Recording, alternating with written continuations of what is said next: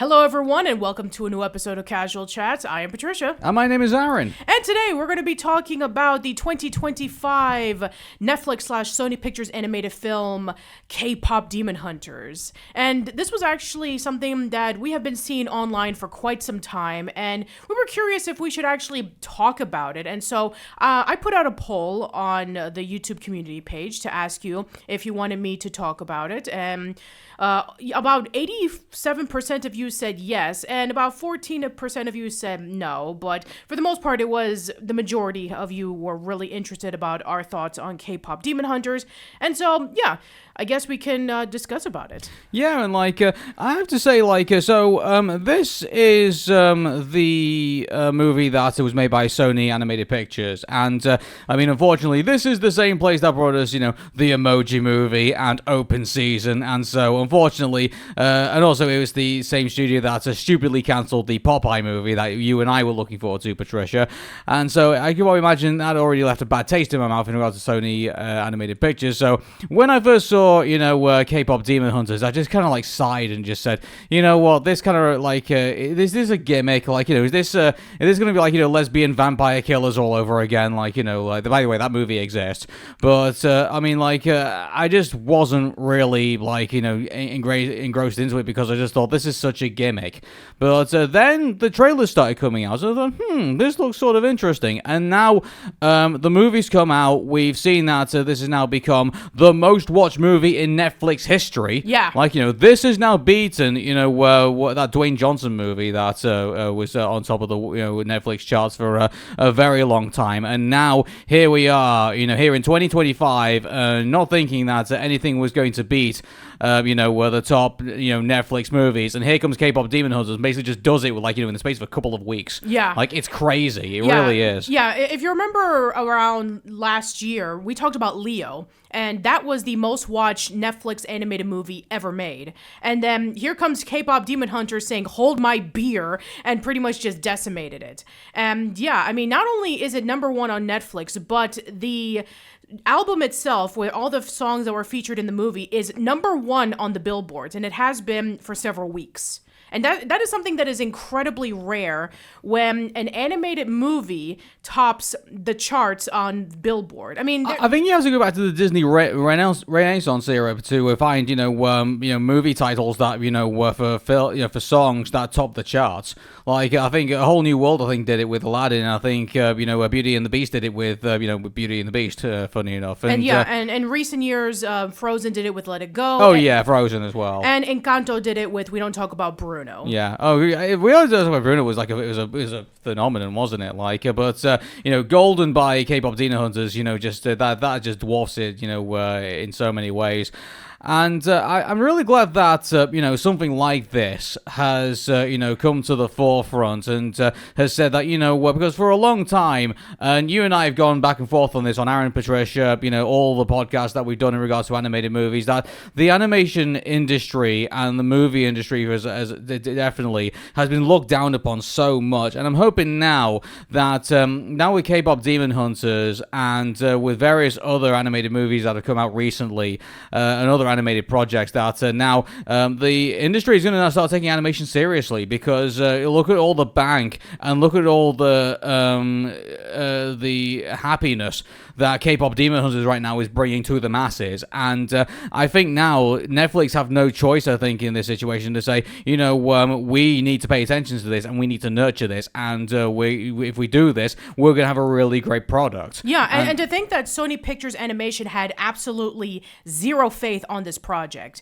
They gave it over to Netflix saying, yeah, we don't want to release it in theaters because we don't think it's going to generate towards a mass appeal audience, which is something that we briefly discussed about when we talked about Elio. I don't mean this as an insult, but I think this is, probably Gen Z's generation's Shrek. I think, this is the project that no one gave any cares about, and now all of a sudden it's become this massive phenomenon. and like and right now there's no way to stop it. I think we'll probably be talking about the same. We're probably talking about Huntrix the same way we talk about Shrek, maybe, but maybe probably in a more decent way than we probably talk about Shrek now. Shrek's kind of like a meme and a joke. It's kind of funny. Like K-pop Demon Hunters right now, I think it has so much potential behind it. But before we even get into all of that, I think we should actually get into the movie itself. Yeah.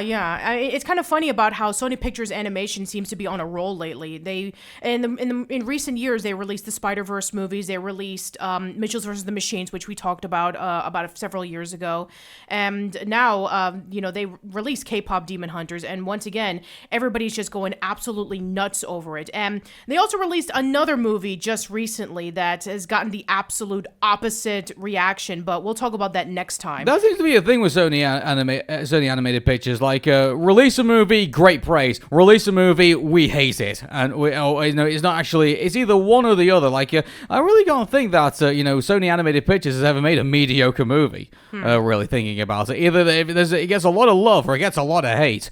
Like they don't seem to kind of like they either wrong foot or right foot in the same time. It's like it's very, very weird. Yeah. If we ever how does an organization be really, really good and really, really bad at the same time? Well, how do you manage that? If we ever do a retrospective of Sony Pictures Animation, then maybe we'll find that out. But in the meanwhile, let's just talk about K-pop Demon Hunters. Yeah. So the plot goes that demons prey on humans and feeding on their souls. And I mean, when you say that out loud, like which fantasy haven't we ever heard that before, or any horror kind of thing? Oh, hey, it's demons feasting on souls. Like, you can find that in the Bible, for crying out loud. But, then we find that there are 3 women who have become demon hunters, and not only do they fight with their, abilities to defeat demons, but they also do it through their singing as well. And their music is what protects the land. So, there's always been 3 main demon hunters, and so they actually give us this montage of going from ancient times to the 1920s, all the way to the 50s, then to the 70s, then to the 90s, and then finally we get to our current ladies, the Huntrix. Yeah, the Huntrix are a K-pop demon group consisting of Rumi, Mira, and Zoe. And yeah, they each have their own quirky, distinct personalities. And yeah, the whole purpose of them being a part of this group is so that they can be able to take down these demons. And these demons are getting the soul so that they can be able to feed it to their main ruler of the demons, whose name is Guima. And yeah, I mean, that's essentially that. They want to be able to protect the world from these demons that are attacking humans. Yeah. So, the demons' latest plot is effectively to deploy a boy band to compete with Huntrix. Now, Huntrix right now are like the most phenomenal thing ever, I think you can say, in this world. Like, they can do no wrong, and everything that they seem to release seems to literally turn to gold. And well, not literally, but you know what I mean in regards to golden. But I digress. So they then find themselves in a war with the Saja boys, who are effectively like demons in disguise, and now are like this boy band basically releasing these really cheesy sort of K-pop boy band music, but everyone seems to love it, and now Huntrix has got a rival. But the idea is that it's basically to bring the Huntrix down, so basically the demons can feed. Yeah. And so that's the idea behind it. And so the great thing about this whole thing is that one, I mean, obviously we're going to go into spoilers, by the way, so don't, if you want to stop at this point and then come back to us when you're ready to discuss K-pop Demon Hunters, we invite you to that right now. Yes, right now. Okay. So one of the members of the band is a sort of half demon herself, and so it's kind of funny. It's kind of like we've sort of kind of seen this trait before, where one of the examples that sort of comes to my mind, funny enough, is Sabrina the Teenage Witch, because she's not like a full witch. She's half human and half witch, and that throughout the entire show is the conflict that she kind of goes through, because she's trying to be human but then trying to be a witch at the same time, and doesn't want to let go of either part of it. And so I guess we also have kind of the same conflicts we have going with I think it's Rumi, who is it that is the Rumi, and she is in that conflict with herself, because she's got to be perfect and she's got to be golden, and she's got to be this demon slayer, even though deep down she is part demon herself, and that is a part of that needs to maybe she needs to keep secret. However, the problem is that the demon side of her is, because it's not being accepted, is taking away her voice. And so that is now creating a crisis for Huntrix because they've lost effectively, like, their high-pitched singer for some of the major songs that they do. Yeah. So that's a problem. And so, she then meets up with one of the boys in the Saja in the Saja group, and I think that's Gino. I think it is Gino. And so they get like this. There's looks like you can build this relationship with one another because and it's built on such a great premise because Gino is didn't become a demon out of choice. He ended up selling his soul in order to stop being hungry in the old times, and but in order to do that, he had to basically submit to, sell his soul to the devil and became, a demon for all eternity. So, and I mean, since we're going to spoilers in here, but he sort of lies about that, like, he ditched his family, became like, this massive douche, and now he's paying the price for it. Yeah, so, he is. Yeah, which I don't know, like, was that? I don't know how to feel about that twist really, because like, was it really necessary? I think the whole idea that he sold his soul to save his family, and it's kind of like been quite noble in a way. Like they had nowhere to go and nothing to do, and they were going to starve to death. They didn't do something about it. And this is the old times, like so obviously that was really tough situation to be in. So what do you do in that situation? It's almost like really expansive novelist kind of stuff. Do you sell your soul in order to save your family, or do you starve to death with them and continuing to love one another? And so that would have been an interesting kind of like thing to kind of explore into. But hey, he did a really awful thing by going off on his own and being his own big mega star, and then after that paying the price for it. Yeah, so, I mean, yeah. It almost kind of reminded me of how Meg from Hercules was, in which she sold her soul to Hades to save her boyfriend's life, and then her boyfriend ended up leaving her for another woman, and so now she has to spend forever with Hades to pay off the debt that she has to go through. They could have done that with this character. I mean, Gino could have like said, "Oh well, my wife was dying, and therefore I did not want to be alone with her. Be alone without her. So I found this devil who I sold my soul to in order to save her life. But then she betrayed me, and then she went off with somebody else. Like maybe they could have been that, and maybe he could have been masking some insecurities there about himself because this whole thing just happened to him, and now he's stuck in stasis basically for hundreds of years, being a master to effectively Satan at this point.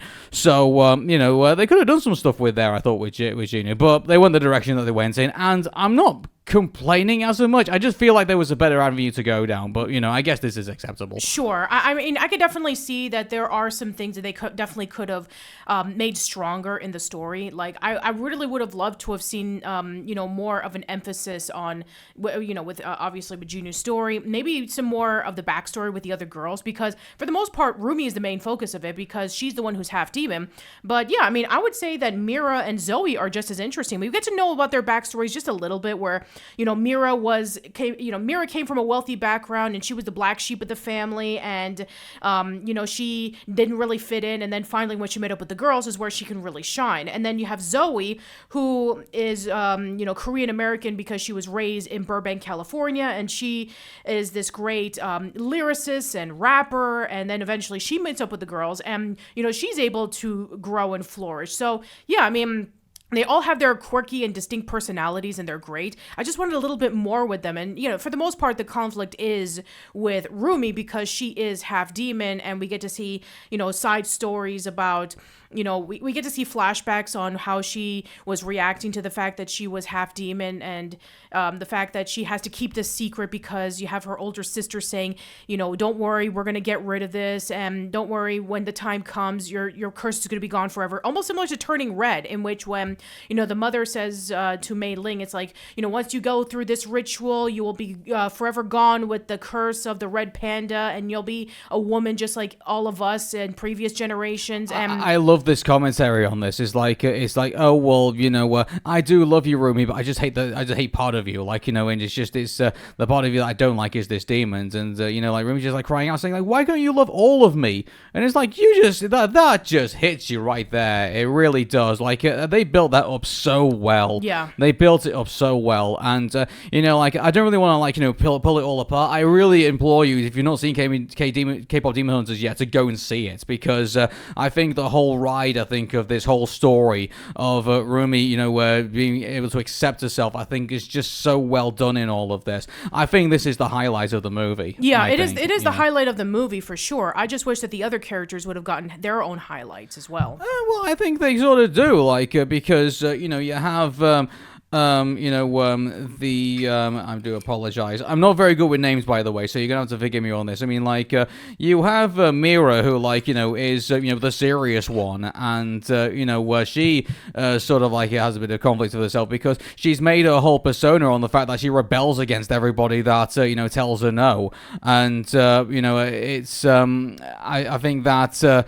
She has sort of, like, a conflict in herself, because she wants to, like, be loved to be basically in her own way, but she feels like the world around her doesn't really really want that, but her fans do. So I mean, she probably lives, like, a pretty lonely. I mean, if it wasn't for the Huntrix, I think she probably live a pretty lonely life. Yeah, I think if it was that. So I think she has her own conflicts in herself in this movie. I think that also gets that also needs addressing. Mm-hmm. Yeah, and Zoe as well. Zoe's just so much fun to be around. She really is, and I think she. I think the great thing about having the three character dynamic is that you have the one that has the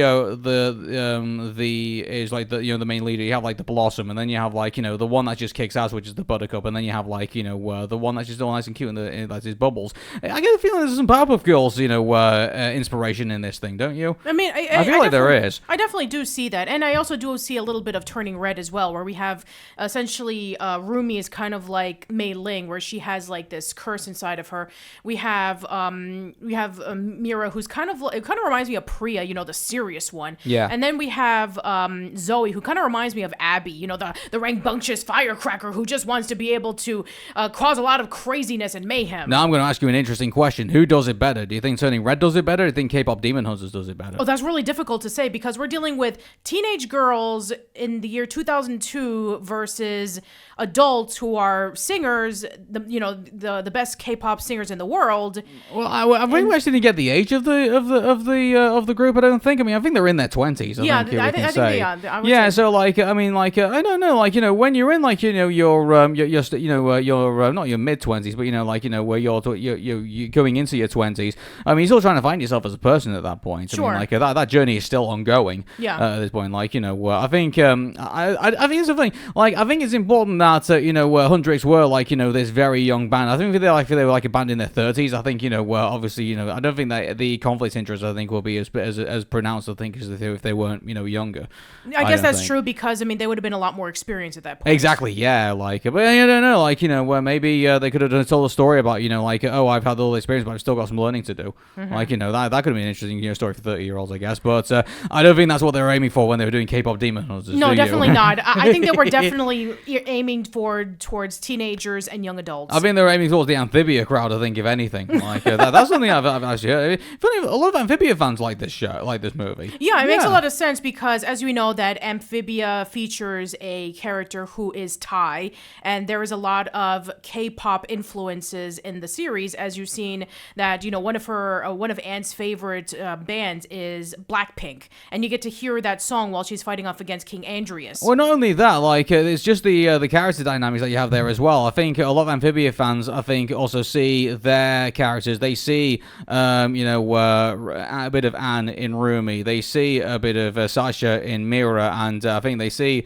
a bit of Marcy in Zoe. So I think that is where I think the parallels sort of kind of like the worlds kind of like align in that regard. So I can see why a lot of fans of Amphibia also kind of gravitate towards K-pop Demon Hunters as well. Okay. And I just think that's also. I mean, we don't talk about the animation yet. By the way, the animation in this is gorgeous. I mean, let's be honest. I mean, Sony Pictures Animation has been hitting it out of the park lately. Well, it's not just that. It's not just like here's the when you watch a Pixar movie, you know what Pixar looks like. When you watch a DreamWorks movie, you know what DreamWorks looks like. When you watch Illumination, you know what it looks like because it's copied and pasted multiple times. But that's a joke, by the way. With Sony animated pictures, I mean, for as good of a movie that are they making as bad as movies, I mean, you have to admit they are pretty unique in this things like that. Like, K-pop Demon Hunters is a great example of that. And I think, even if, if you look at Netflix in general, like, with all the animated stuff that they do, and admittedly they come from different, studios, but, you know what Leo looks like, you know what Nimona looks like, and you know what K-pop Demon Hunters look like. There's a good, healthy variation of styles that are in there. And I think K-pop Demon Hunters, just puts itself very nicely in the middle of all of that. Yeah, it definitely takes the elements that Sony Pictures Animation learned from Spider-Verse and are able to give it its own flair, its own Korean influence flair. Yeah, and but it's not like the Spider-Verse like animation, if you will. Like the Spider-Verse animation, I think is a lot more washed out than the K-pop Demon Hunters one. The K-pop Demon Hunters, interestingly enough, looks very. I think they probably did this on purpose. It looks quite perfect and it looks quite well put together. I think that's probably like the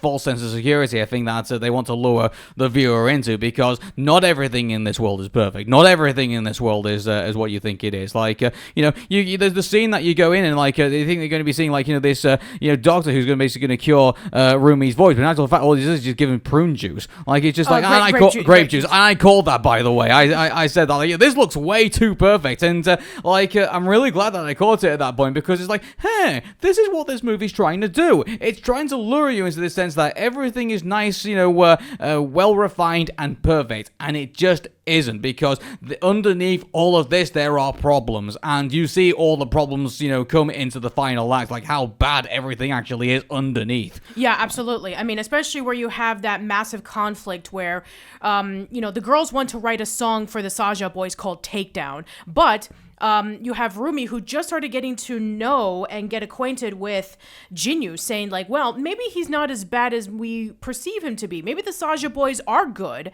And they're like, what are you, crazy? They're demons. They're all going to be, all demons are bad. There's no way of changing them. And, they're questioning on Rumi's loyalty towards what they're trying to do. And, again, there's been demon hunters who have been singers for generations upon generations, and they're the new brand of it. And so, now we have somebody who wants to, in a way, not do it. And yeah, it just goes to show you, it's like, here's the perfect plan. This is the way that we can be able to take down the demons once and for all, so they will never harm humans again. But I love the fact that, where they all come to the realization, like, oh, wow, look how awful we actually been. Takedown's actually a really awful song when you think about it, which, it's funny because in the soundtrack, they actually start with Takedown, which is kind of like, why would you make it like your first track in the soundtrack? That's kind of weird. Like, if it was up to me, like, Takedown wouldn't be the first track. It would have been, like, it would have been Golden, I guess. Maybe they put that in there so people, like, listen further in so they basically get to the Golden track. I don't know. But, I mean, if it was up to me, Takedown, would have been, like, further into, like, it's, it kind of reminds me, like, I know it sounds kind of weird, but that's kind of where my, my song brain kind of is at the moment. It kind of reminds me, like, the Savages theme it's a song from Pocahontas, and, it's sort of, like, in there with, like, the Monstars theme from, like, Space Jam. Like, it's just like, it's a song that's supposed to kind of make you feel uncomfortable at that point, because things, but you don't realize how uncomfortable it actually is until you finally get to the climax. And so I kind of like put it, in that kind of like weird category of like, my music brain. But I'm really glad that they find that that's actually not the song they want to sing. Like, they go back to Golden, and because Golden is like kind of like what they're all about. But it's funny because it's really, really hard in K-pop Demon Hunters to find a favorite song at all. It's because all the music is just so good. I even still like Soda Pop, even though it's a really cheesy song. Yeah, again, it reminded me of like Turning Red, in which they started, you listen to Four Town, and it's like, oh wow, these songs are incredibly cheesy, and they were written by, Billie Eilish and Phineas. It's like, you have, amazing singers and songwriters writing these cheesy 2000s boy band songs, but it's brilliant because they actually knew the material. And the fact that we have this amazing soundtrack, which, by the way, has been super popular, as I said before, on not only Billboard, but also on Spotify. It's also #1 over there, too. But yeah, the music is just absolutely phenomenal. And I love it. I really do love it. And, they did such a good job with this. And I mean, I guess when you're doing K-pop Demon Hunters, I think you have no choice but to, like, you know, put together like a really good soundtrack. So I don't think they really had it much. And by the way, just to let you guys know, as of this podcast, it is currently the winner of the K-World Dream Awards for Best OST, and right now it's potentially being nominated for an MTV Video Music Award as well. That's crazy. That's crazy. Yeah, think about that. Like, you know, I mean, here's the thing. Like, when was the last time, you know, a movie actually won, you know, an MTV Video Music Award, you know, with this? Like, I can't remember, you know, I can't remember Disney getting any of those accolades, as far as I'm aware. I mean, wrong. I'm open to being wrong. But you know, like you know, it has to remind you have to really jog my memory in order to, like, you know, find a situation like we find themselves in that. You know, again, I mean, I think I remember that, you know, the last time that something did caught on like this was probably with Encanto, and that was several years ago. But yeah, no other animated movie since was able to draw in a huge line of people who are really interested in the soundtrack. It's kind of funny because there was like little to no marketing in this movie whatsoever. Even though that this movie was announced in 2021 that they were going to make this, I didn't see a lot of advertisements for it. I didn't see a lot of social media posts for it. It was only when the movie came out, with a combination of word of mouth and reaction videos and a whole bunch of things, was when people started talking about it, which is actually pretty smart because let's be honest. I mean, like, you know, the animation buffs are always going to, like, you know, go to something and also, you know, tell everybody, hey, there's this really great movie out right now. You've got to go watch it. And then he just expands from there. But the fact that we've gone from, you know, the cartoon crowd to, like, you know, all the way over to, you know, the BBC, billboards and the charts and everything like that. The fact that it's gone this far, like, you know, it's just, this is the normal. This has taken on a life of its own. Yeah, it has been. And again, that's something that doesn't happen very often, even though that, you know, us animation fans would like to see it, where a lot of people would just gravitate to animation as like its own medium as opposed to like something for children. But yeah, something like this is a rarity and it should be appreciated for that. It definitely should. And you know, like other songs that are in this, like you know, if I had to pick a favorite, I got to be honest with you, this might actually be quite a surprise one, but you know, Free is actually my favorite song in the K-pop Demon Hunters. I mean, don't get me wrong, I like Golden, and I love This Is What It Sounds Like. This is what it sounds like. It's a really good anthem, by the way. Like, you know, when they're at the point where, you know, they're there in the stadium and they're there to go, like, you know, finish off the demon for once and for all, and like they're getting everybody, you know, ramped up, and you know, they're saying this is no longer about who you think we are. This is actually who we actually are, and we are now going to build, you know, a new shield for like all these demons to basically be defeated and go away. You know, like, you know, that's a strong statement that, you know, is at the end of the movie, and you know, it's really, really good. Yeah. And yeah. Absolutely. And the fact that it's caught on like wildfire. I mean, everybody's talking about it. BBC's talking about it. NPR's talking about it. Variety's talking about it. It's crazy to think that you have an animated movie that Sony had no faith in whatsoever, thinking that it's not going to generate towards a massive audience because it's about a K-pop demon hunter group. It's like, okay, you're going to have a, you know, trio of singers from South Korea. Is that going to be okay for an American audience? Well, mind you, babe, like I said at the very beginning of this podcast, where have we heard this before? Like, you know, like, you know, it was a green ogre in a swamp, and this was supposed to be, you know, the punishment project, and yet here we are, like, you know, when Shrek is now forever, you know, we're going to be, like, you know, ingrained in people's minds. And like, you know, and the same thing's going to happen with K-pop Demon Hunters. I guarantee you, like, you know, this, you know, if Sony and Netflix play their cards right, this could be like, you know, a massive phenomenon. In fact, I mean, I've been hearing noise on social media that apparently K-pop Demon Hunters 2 is already on its way. Oh, really? Yeah, apparently they are going to be looking at doing it. And on top of that, there's also, you know, news going around that they're going to be releasing, Huntrix is going to be releasing new music. So like, you know, Huntrix, as far as I'm aware, are going to do what the Monkeys did, and like, you know, did what all the other you know, what was it, Archies? The Archies. The Archies, yeah. They're gonna be doing that whole thing, like, you know, with you know, if here's this fantasy band that's gonna be releasing all this music. You know, like, I mean, Nintendo sort of tried to do it with, like, you know, the Squid Sisters and you know, Off the Hook, and with you know, Deep Cut, but unfortunately, I think that's not reached the levels I think that they were hoping it was going to reach. And I mean, it's a cute thing that's currently going on in Japan right now, having, like, you know, these Nintendo idols, but they're nowhere near remake K-pop Demon Hunters. No way. I mean, here's the thing. I mean, Nintendo has always tried to have, music alongside with a video game, and very rarely do they catch on. Like, I know Uta from Pikmin. And funny enough, that song was actually a bigger hit than the video game itself. No, exactly, yeah.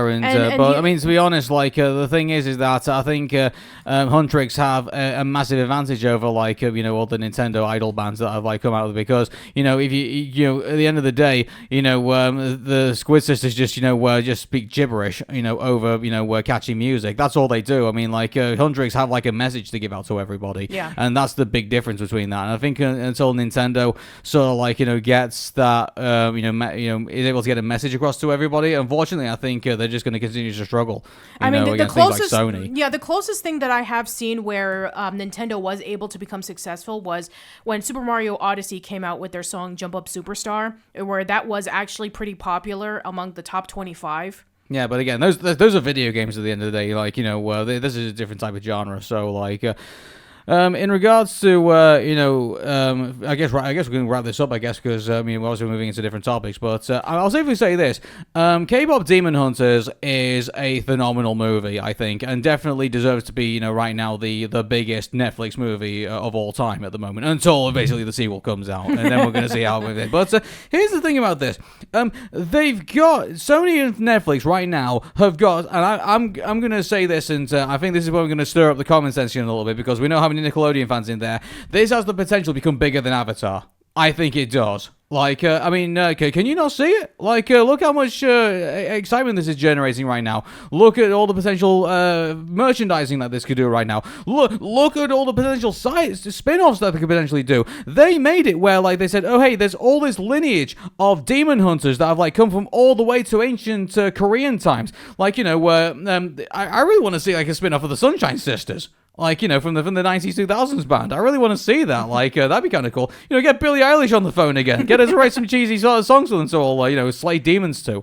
Get to do that. Or, like, heck, to even do all the other ones as well. Like, we like, I really like to see, more movies based on all the other, bands that, were demon slayers. I mean, they've got, or even there's a K-Pop Demon Hunters TV series potentially that they could do as well. Like, there's a whole plethora of movies they could potentially do now. Like, this thing could take a life of its own. Sure. And, you and I could potentially be talking about K-Pop Demon Hunters for the next 10 years, or maybe even longer than that. Yeah, I guess this has the potential. Oh, and my goodness, what's going to happen when we get to the Kids' Choice Awards? Oh. Okay, yeah, now you've really rung into me, in which, like, yeah, I mean, I definitely can see next year's Kids' Choice Awards at Nickelodeon, where this movie will probably be the winner of the Best Animated Movie. I really hope, just to troll, the KCAs, they decided they're going to release a K-Pop Demon Hunters TV series, and then hopefully that can also get a lot of traction as well, and then they put that up over the KCAs, and then you and I can just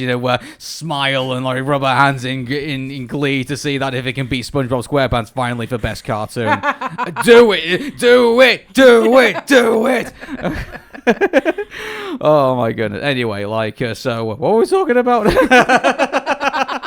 Okay, yeah. I mean, I think that this movie came out at the right time, because I've been reading a lot of articles lately about what are the current generation looking at. And one thing that I read on was anime, where Gen Zers are tuning into anime more than ever before. And another thing that I was reading into recently was about how Korean pop culture has, become massive in America, where we're seeing a lot of Korean soap operas and shows on Netflix, like Squid Game, and, various Korean restaurants are opening up. Korean fashion is becoming a lot more popular. Korean bands such as BTS and Blackpink are starting to become a lot more common for people to listen to. Like, it was around the time in which when, the audience is saying, we want to see original stuff. We want to see, something that we can be able to say to Hollywood, can you just please bring us something original that is not the same reboot, remake, sequel, whatever. Well, now that you put it that way, there is something I'm a bit concerned about, is that, I really hope that this isn't just, the K-Pop Demon Hunters isn't just going to be part of a trend. like, I really hope that this is going to be, like, it's going to take a life of its own. Because it deserves it. Because, like, you know, look how amazing this thing is. And I really hope it's just going to be like, you know, oh, well, you know, I don't want to have a conversation, you know, like, you know, 15 years down the line when we say, oh, wait, do you remember K-pop Demon Hunters and that whole K-pop, you know, Korean thing that everyone had going on with it? I would really be upset if that was the conversation that we had about K-pop Demon Hunters after seeing it and after listening to the music and seeing how much, you know, love and appreciation this movie is actually getting. I really hope it isn't just going to become part of, like, you know, oh, that's what Korea was doing at the time, because I don't want that. You know, I want this thing to have a life of it. It has a life of its own, and it has fans are cosplaying right now and actually reenacting, you know, the dance sequences of Huntrix right now. And I guarantee you, I think maybe, you know, I mean, you and I, you know, hit the convention scene, you know, maybe, you know, somewhere down the line, that we're going to see a lot of people cosplaying as Huntrix, and maybe other characters from K-pop Demon Hunters. Like, you know, maybe we're going to get, like, you know, a bunch of guys dressing up as the Sergeant Boys. Who knows? Yeah, but who knows? You know, like, it's already happening. If you go on social media, you can see people are dressing up as the characters. People are, like, you know, dancing to the music. People are, like, you know, doing the dance sequences from, you know, the movies, and obviously not slaying demons while doing it. Obviously, duh. But I mean, like, you know, this I think has the possibility to become something of its own and to become its own big thing. And it's not just because it's an anime, not just because it's on Netflix, not just because, you know, BTS and Blackpink happen to be, you know, the new Blackpink happen to be the new Black at this particular time in 2025. I really hope that, you know, somewhere down the line, this is going to be having its, you know, a whole bunch of fans that will continue to. I really am looking forward to seeing how people are going to react when we get towards the 10th anniversary. And by the way, if you don't think the 10th anniversary is going to happen, you know, quite a long time down the line, good grief, for you in for a shock when we finally get to 2035, and here we are talking about the 10-year anniversary of K-pop Demon Hunters. Wow. Yeah. That's gonna come. Get ready to feel old like we are. Oh God! By the time that you know, the 10th anniversary happens, God will be like, we'll be 50. Oh God! No. Wow. Oh no! Can you imagine that? Like, good grief. But Okay. yeah. Anyway, let's move away from that topic. What I was saying in terms of, like, bringing up those things was that the audience of what, you know, the audience perception of, you know, what people want is changing. It's ever changing. You know, there's a lot of focus groups out there saying, like, okay, what is the audience looking for? And they just put all these cookie cutter ideas, and they think that, oh, we have a project that everybody's going to enjoy, and at the end they don't enjoy it, and they want to see something new. They want to see something fresh. Here's the thing about this: K-pop Demon Hunters had every opportunity to fail. It really did. It did. Like, That's why I thought it was going to fail when I first heard about it. I mean, thought this thing's K-pop Demon Hunters, really? Like, you know, you're going to take K-pop that happens to be, you know, a thing at a time, and then you're going to, like, bring in Demon Hunters, and, like, it's just this, you know, it just sounds like a really bad B movie, horror movie. It really does. Like, you know, how many of those have we got, like, you know, flying around at the moment? So I didn't really hold much hope for it, but no, this has, like, gone way, way beyond my expectations. It's a phenomenally good movie, and I urge people to watch it. Yeah. And it just goes to show you that, you know, sometimes the thing that you least expect is exactly what you're looking for. I mean, even Steve Jobs, when he was talking about the makings of the iPhone and the iPod for the first time, and, you know, he presented it to the audience, and, you know, he even had a famous quote, which I'm paraphrasing, saying, like, you know, the general audience doesn't know what they want until you put it in front of them. And I think that, you know, with the mixture of everything that's going on right now, with the exposure of Korean pop culture in, you know, in our everyday lives, whether it be restaurants or fashion or music or all the TV shows that are available on Netflix and Hulu. I think that with K-pop Demon Hunters coming out at the right time, and the audience was desperately wanting to see original stuff again, and this came out the same day as Elio, and it just blew it out of proportion. Yeah. So, yeah, I guess that's our thoughts on K-pop Demon Hunters then, I guess. I mean, like, I just have to say that, you know, great characters, great music, great animation, great movie. Yeah. And, you know, they've taken something that they could easily have made pretty terrible, and they've made an absolute, you know, fantastic thing out of this. and I really hope that we end up seeing more. I want to see more of this. I want to see more of this. I want to hear what more music that they do. I want to see what more movies they do. I want to see if they do spin-offs, and I want to see if they do a TV series. This has all the possibilities of being something huge. However, this is now in Sony's and in Netflix's bag at the moment, and so it's in their hands, and what they do with it is going to be extremely important, because they could do either two things. They could either screw this up really badly, which unfortunately we know Sony Animation Pictures can potentially do, or they can make this a phenomenal success, and they have the fan base and they have the momentum to do it. So my advice to them is to do it. Do it. Yeah. I mean, how crazy would it be if K-pop Demon Hunters was nominated for an Oscar for Best Animated Film? I wouldn't be surprised. It would even be crazy. The only criteria they would have to is that, well, mind you, funny enough, they actually did release the movie in theaters to do the sing-along. So I guess maybe if they meet that criteria, maybe then after that they'll probably be able to be nominated for an Oscar. I mean, that's a possibility. Well, I mean, Pinocchio won the Oscar for Best Animated Film, and that was a Netflix exclusive. But they released it in a theater in France. I don't know if it was either in the Cannes Film Festival or actually no, I think it was in the Cannes Film Festival actually. So it meets the criteria of being at the Oscars. As long as you release it for a public release within a theater, then obviously you can be considered for the Oscars. Okay, yeah. So that it meets that criteria. And it does meet the criteria because it did release in a limited amount of screens with a sing-along version, which by the way sold out. Yeah, exactly. And in fact, even in our local theater here, where we live, that was sold out. That was gone. That was gone. We couldn't see it because they only released it for a limited time. So obviously, only for a limited amount of spaces. Obviously, it's going to sell out pretty quickly. But yeah, we wanted to actually go see this for ourselves to see how people were reacting, but we couldn't do it. No. Yeah, complete reversal of all the Pixar movies we've been to recently, isn't it? We saw Neja 2 in theaters, and we couldn't see K-pop Demon Hunters in theaters. Well, Neja 2, was different because that had that was taking off amongst the worldwide and making billions of dollars in that. But it wasn't the case of it was selling out every single theater across the globe. It was more the fact that it was gaining an attraction across the globe, and they were selling various tickets. That's how it made its money.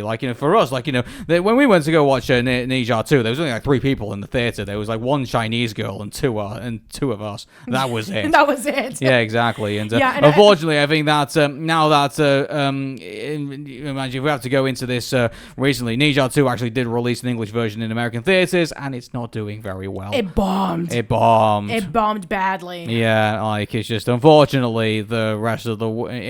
I guess maybe this is the same thing that probably happened. The Magic Roundabout movie, I think, got a way better reception. I think in England because obviously it's the Magic Roundabout, and we grew up with this thing. But then when they went to America, they released it with Dougal, but they replaced various British actors with American actors, and it just sunk because no one got it. And unfortunately, I think this is what's happening with Neja 2 right now, because they've basically Americanized it to all hell, and now people are looking at it thinking, I don't get this because I'm not really familiar too much with Neja, in the first instance, and now I've got to pick up this thing again. I think I get the feeling they didn't play the cards very well. But anyway, that's beside the point. This isn't Neja 2 Casual Jazz. This is K-pop Demon Hunters. So. Yeah. I'm just gonna say that this might be a contender for the Oscars for not only Best Animated Film, but I wouldn't be surprised if Golden was nominated for Best Original Song and the K-pop Demon Hunters soundtrack was nominated for Best Soundtrack. Do you get the feeling they're going to be really I don't know, this is what the Academy is going to react, because can't you see them saying oh well, we're just going to put this in the Best Animated Feature category, and oh no, we're not going to do it for best movie I can see them doing that. I really could. Also, I could see Nickelodeon also being kind of snooty with them as well, and saying, oh well, we're going to put you in the international section with all the other obscure things. We don't consider you American enough. I could see them doing that. I really could. Yeah, and that's unfortunate too. Yeah, I'm hoping they're not going to do that. Seriously, I want them to release a TV series, and then they finally can beat SpongeBob SquarePants at the KCAs. But I'm not. I know I bring that up a lot, but I digress. But in all seriousness, K-pop Demon Hunters, we're looking at it, seeing the momentum that's behind it, seeing how great this product actually is. I think they have a chance. I really do. So yeah. I'm really hoping and praying that something good will come out of this. Me too.